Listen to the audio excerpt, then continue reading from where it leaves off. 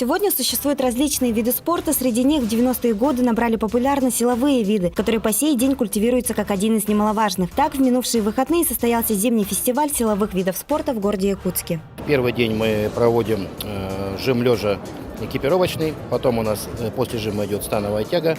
Параллельно Федерация армспорта проводит борьбу на руках, армрестлинг. Второй день соревнований, это у нас идет жим лежа классический, это без экипировки. Тут у нас очень много участников, ветераны добавляются. После этого у нас идет вторым движением силовой экстрим, это тоже всего второй день. А параллельно у армспорта идет армлифтинг. Целями данного мероприятия были пропаганда физической культуры и спорта, здорового образа жизни, содействие массовому развитию силовых видов спорта, повышение спортивного мастерства и выявление сильнейших спортсменов, а также отбор на чемпионат Дальневосточного федерального округа и России от Республики Саха-Якутия.